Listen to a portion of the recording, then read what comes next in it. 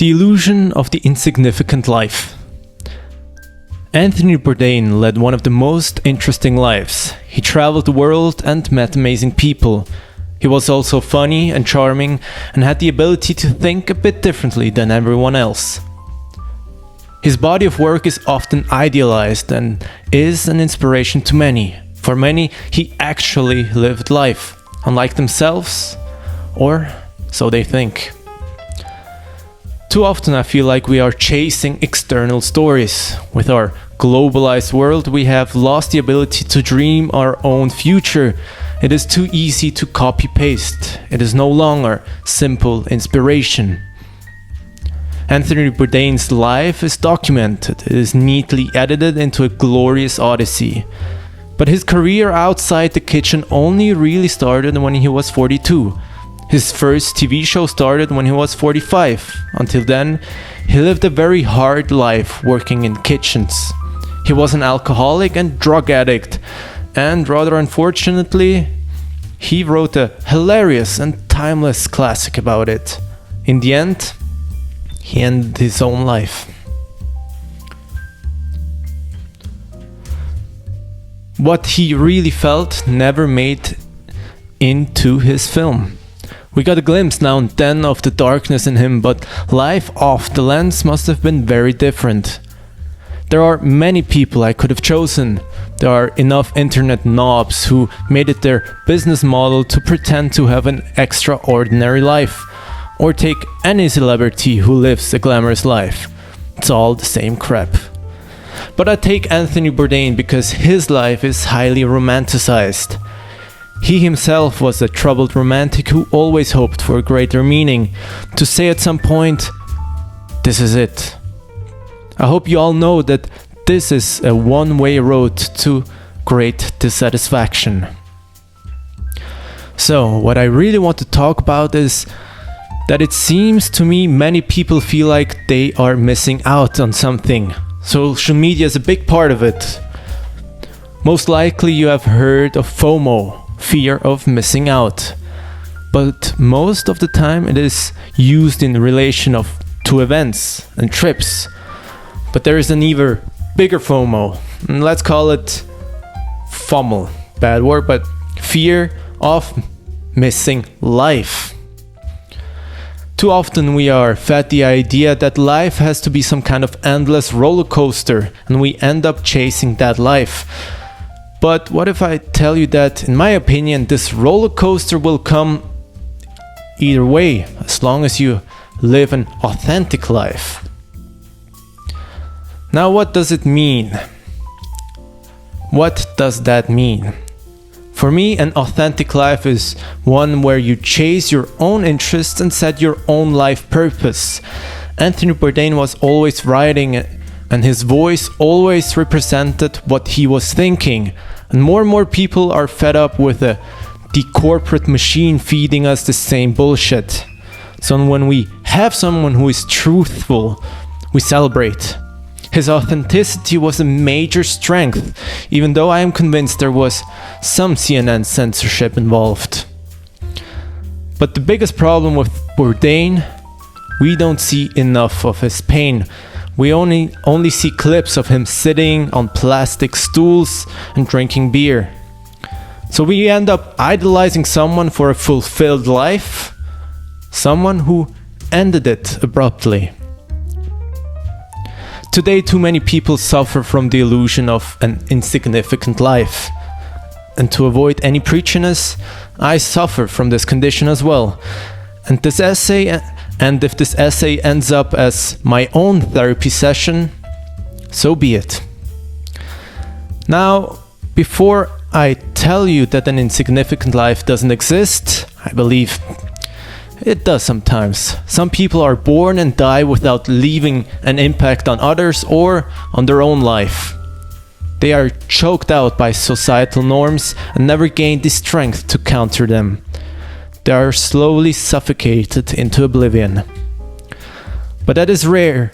But that is a rare occurrence, and I am happy to say I have only witnessed a few of them. Some people only come into their own personality a couple of decades in, while others lose it at some point.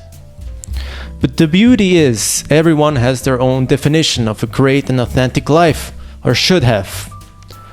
I met an accountant, for example, whose calling it is to improve tax work, usually a job we tend to make fun of, the meta basic NPC job. But she gets a glimmer in her eyes once she starts talking about accounting. This is all she wants to talk about, and she does her work in a beautiful little house in the Swiss Alps. Another example, I have a friend in Panama who lives in a godforsaken jungle, but it is his greatest love. And he took me on a hike up some waterfalls, after which I nearly collapsed from dehydration. And he keeps his cigars in a soap bubble dispenser and smokes them throughout the day. And he never stops talking about the jungle. It is impossible not to be taken by his enthusiasm. Yet those great lives are not the ones you see on TikTok or Instagram, and only rarely does Hollywood make a movie about them.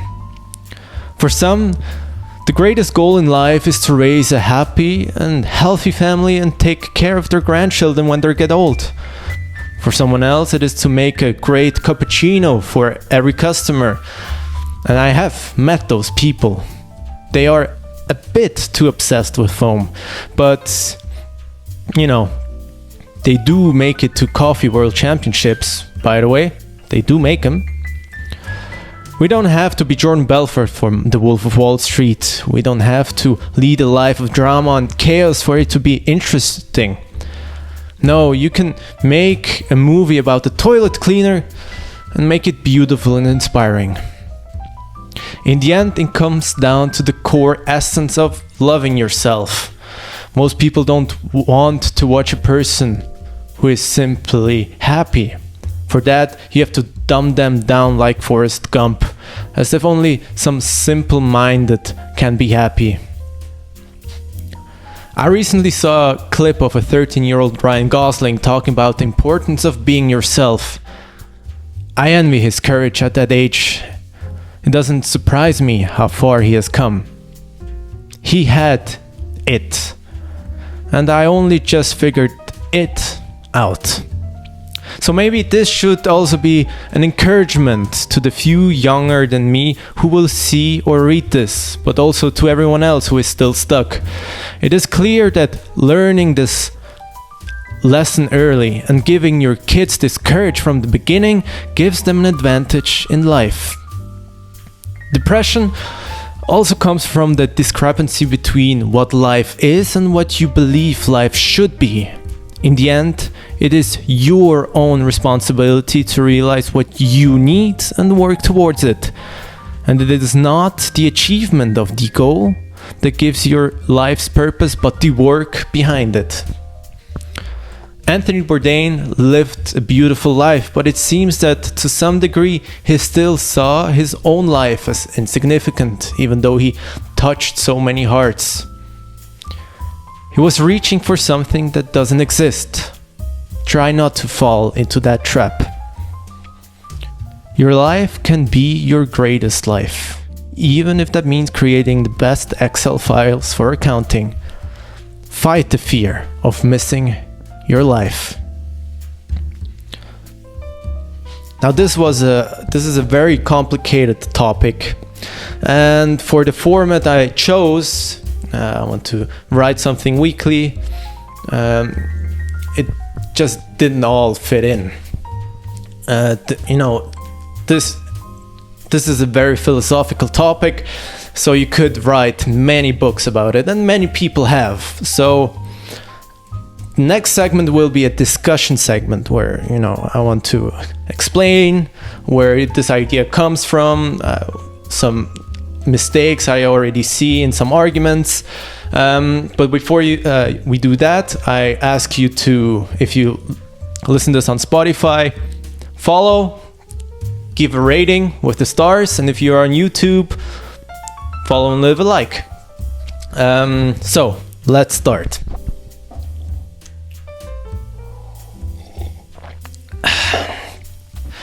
Now this whole idea for this essay came from watching YouTube reels, and in my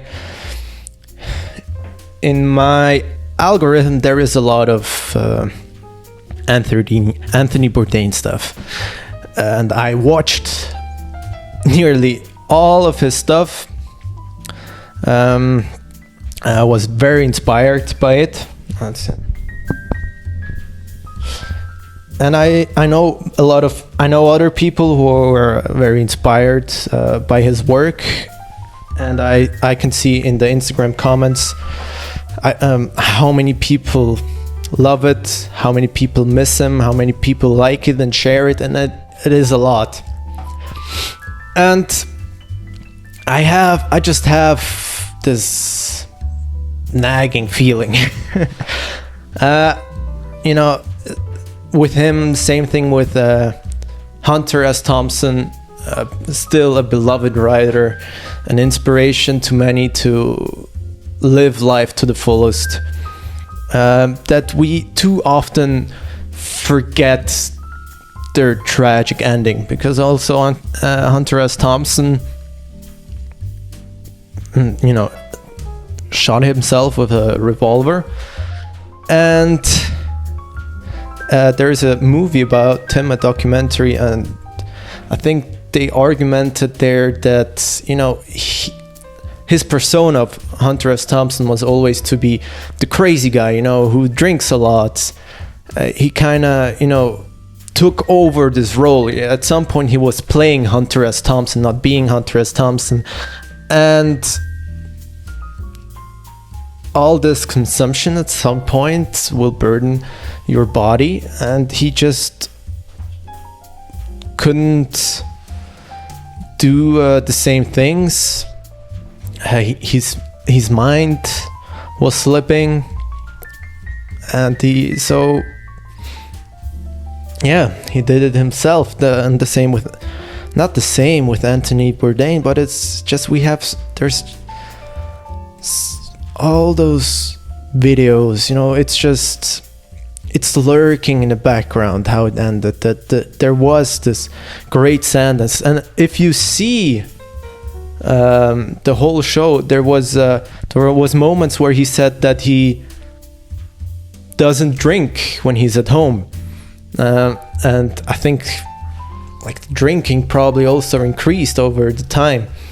And so there was, if you watch all of Anthony Bourdain stuff, you can see the ups and downs, and you can see especially how it goes down. In the first couple of seasons episode, he just seems like a much happier guy, and we can aspire to that life, and we should not this one thing he did in the end tarnish his whole legacy. But it is there, and I think it is an important point, because when we look at those reels of his beautiful life, we never see the other side. And with our own lives, there is no way of getting away from those feelings. Some people drink their feelings away, or take drugs, or whatever, or just have anger issues. But in real life, you are confronted with your own bad feelings, and there is no way to escape it. And if you just see those reels, you don't see that. You just see how he travels the world, meets amazing people, and you kind of forget it sometimes. And the other point I wanted to say is because his life is documented, because it is all on television,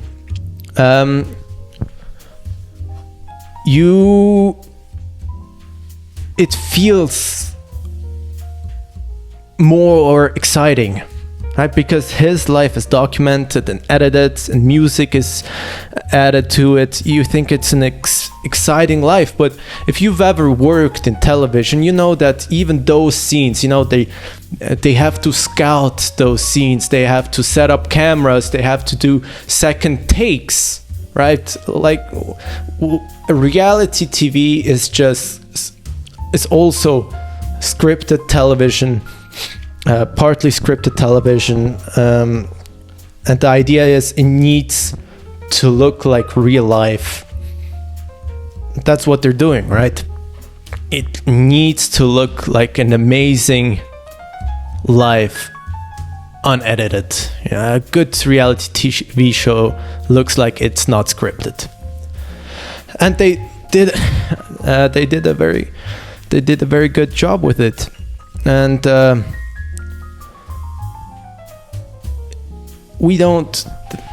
it is very hard to remember your own life. I already realized that some episodes of my life are just, some of them are gone. Some, you know, people have to talk to me and say, I remember we did this and that. I just don't remember anymore. And sometimes it comes up, sometimes some memories comes up, also not just bad ones, you know. I'm not the typical bad thoughts you get in the evening or something. Also sometimes I'm realize, oh yeah, I did this and that amazing thing, I met this amazing person.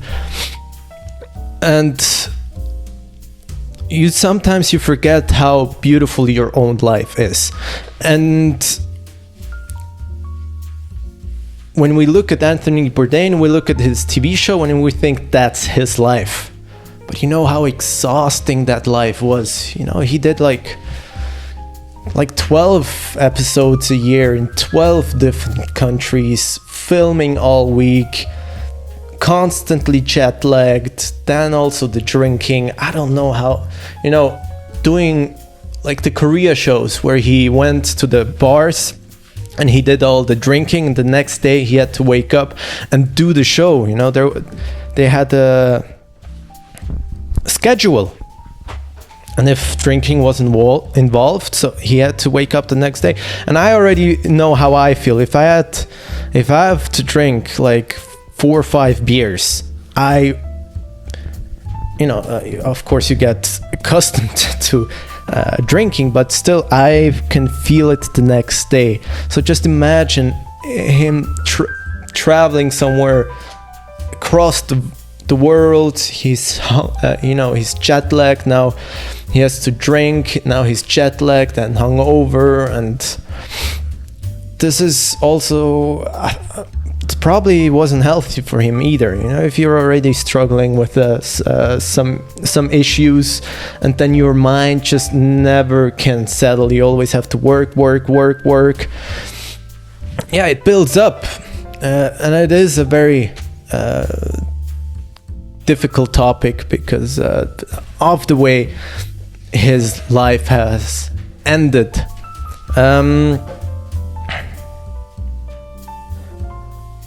But we have to remember that, and we don't have, most of us don't document our lives with our cameras and edit it to perfection. Because for the 2 examples I gave in my essay, the accountant, for example, she also led a very interesting life, and you could make a movie out of her life. There's definitely episodes in her life that are interesting enough for a movie, or even the whole movie. I mean, they did. Moneyball is for me some kind of a movie that shouldn't work. It is a baseball movie, and not about the baseball. It is about buying people according to a math algorithm. That just shouldn't work, and it is one of my favorite movies. I think everybody who watched that movie loves it. Yeah, the performances are great, and even though the topic is very boring, it's about, in the end, it's about how is it, Billy? His name is Billy. Um, yeah, and I just had privately that discussion about life slipping away, because the world got too big for us. I think it's not because the whole globe is accessible to us. We can go anywhere in 24 hours. It becomes difficult to choose because there's so many lives you can go. Not too long ago, if you were born in a place, you probably died there, You moved maybe to a different city or a neighboring country, but most of the times you didn't. You just stayed in your city and you were focused on the people who were around you and in your own life, your own career. And now we have those endless possibilities of how to live a life. And if you can travel there, you can have this career, you can meet these amazing people, especially if you go travel. Sometimes it helps. For some people, for me it was, there is this beautiful world. I met different people, and my experience was everywhere you go, people are the same and friendly and happy, and it's beautiful. And but these people are also just there, they're focusing on their own lives, and I'm very happy now to be back and focusing on my life. But it can also be just the other way, because some people go away and that they only think, it's better there, and that's a very new idea, because usually we are focused on our neighborhoods. People had their farms before there were tribes, but even if you were tribal people, you probably were in the same area. You weren't traveling to Africa or the North Pole or something. They slowly spread out, and then we always had great explorers who went out over their their comfort zone and discovered new places. Europeans went to America, to Africa, everywhere, those great travelers. But I still think it's very hard for your brain to expand all around the globe, to be involved in every tragedy, to be involved in every political and celebrity drama around the world.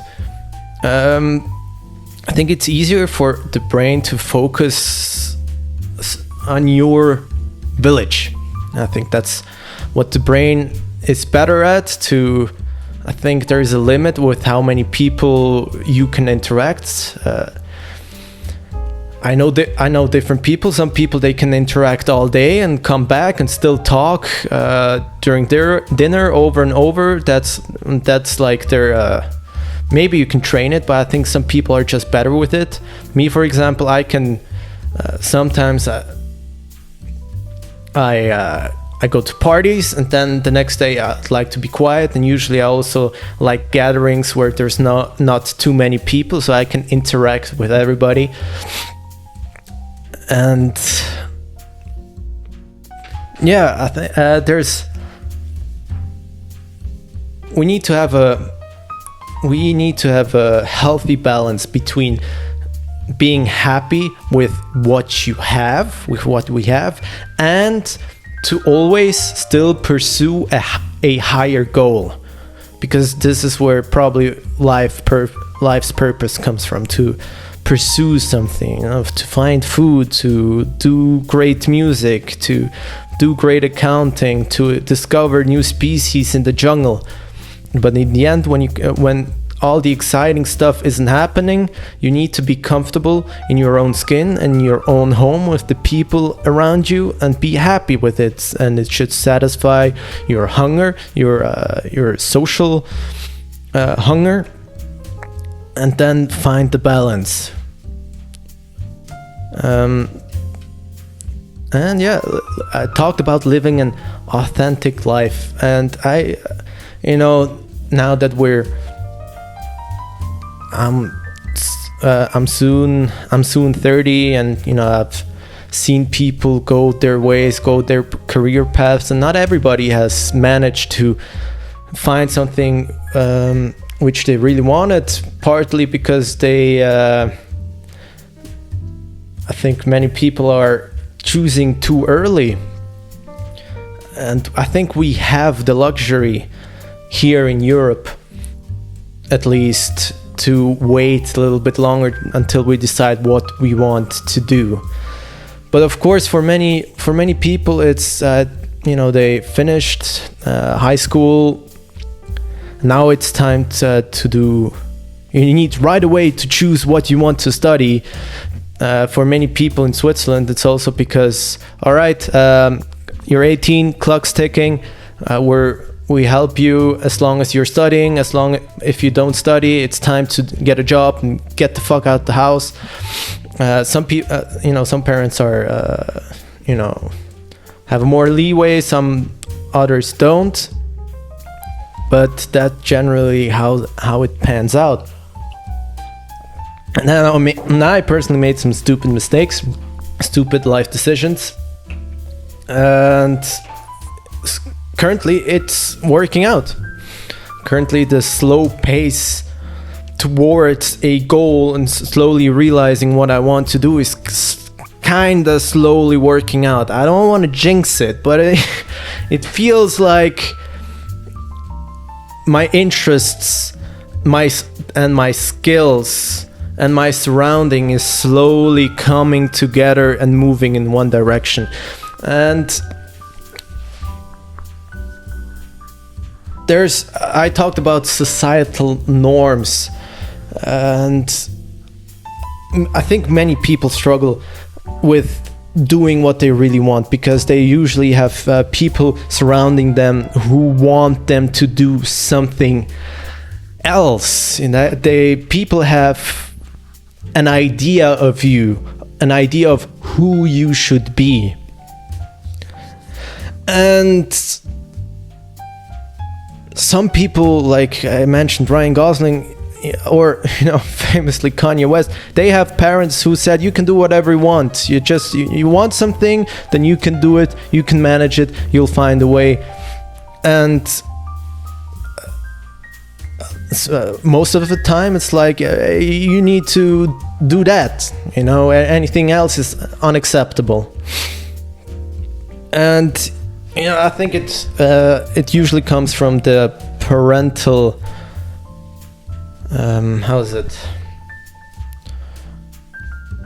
parental pressure, because your parents, I think in the end, no parent wants you to be unhappy when you've grown up, but they just want you to be independent, and usually that means to have a job that makes enough money and also be secure. So yeah, so that means it's very difficult for people to live an authentic life.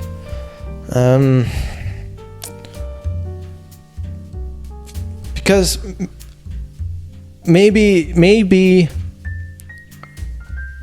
in some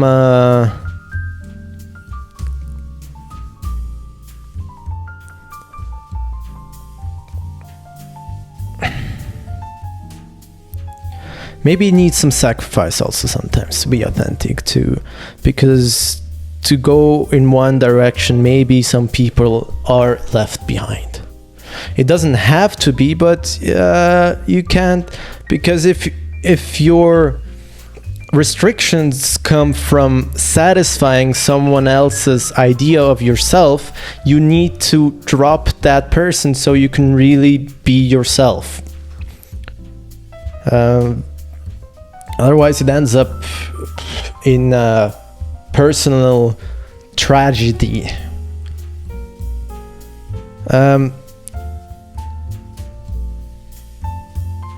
So otherwise, if you have any comments about this idea, this broad topic, I welcome you to leave a comment. where am I wrong? Definitely somewhere wrong. Maybe it's a very complex topic. Maybe give me some new ideas, and let's talk about it. And maybe in the next episode, if you enjoyed this one, I can answer some of the ideas and questions you have. Otherwise, yeah, see you next week.